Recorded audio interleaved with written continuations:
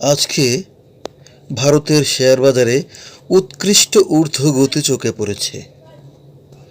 ইন্ডেক্সগুলো ভালোভাবে সবুজে বন্ধ হয়েছে। বিশেষ করে ব্যাংক সেক্টর ও কনজিউমার ডিউরেবল সেক্টর বাজারকে টেনে নিয়েছে। নিফটি 50 25,585.30 পয়েন্টে এবং সেন্সেক্স 83,467.66 পয়েন্টে বন্ধ হয়েছে।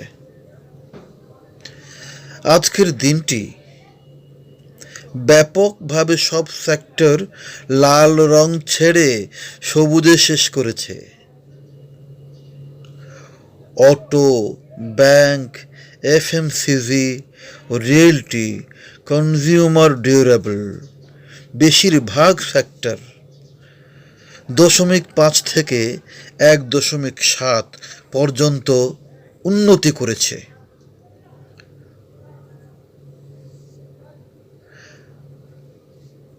Nestle India, Titan, Kodak Mahindra bank, Axis bank এগুলির শেয়ারের ওঠানামা চোখে পড়েছে।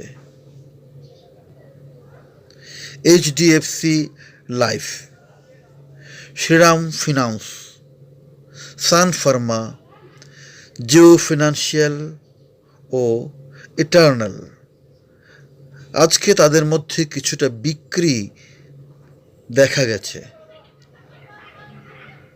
রুপি 25 পয়সা শক্তিশালী হয়ে 87 টাকা 82 পয়সাতে বন্ধ হয়েছে। বিদেশি বিনিয়োগকারীর প্রবাহ,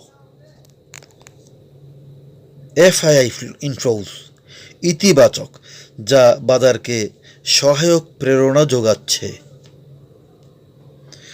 আজকের স্ট্রং বুলিশ ক্যান্ডেল দেখাচ্ছে বাজারে শক্তিশালী প্রবণতা আছে। 25,500 থেকে 25,600 পয়েন্ট রেঞ্জ গুরুত্বপূর্ণ প্রতিরোধ হিসাবে কাজ করতে পারে। যদি নিফটি স্থায়ীভাবে 25,600 থেকে 25,700 পয়েন্টকে ছাড়াতে পারে তাহলে আরও উপর দিকে যেতে পারে।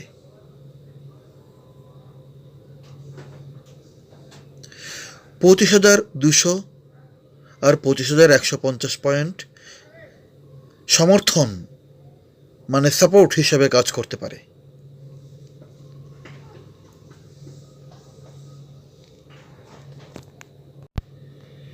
ইনফোসিস নেট প্রফিট 7,364 কোটি শেয়ার বাজারে ইতিবাচক সাড়া দিয়েছে। কিছু কোম্পানির ফলাফল যেমন নেসলে ইন্ডিয়া, ইটার্নাল, উইপ্রো, জি এন্টারটেইনমেন্ট আজ আলোচনায় এসেছে। এই রিপোর্ট শুধুমাত্র তথ্যভিত্তিক এবং শিক্ষামূলক উদ্দেশ্যে তৈরি।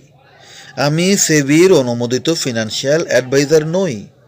বিনিয়োগ করার আগে নিজ দায়িত্বে গবেষণা ও সিদ্ধান্ত নিন।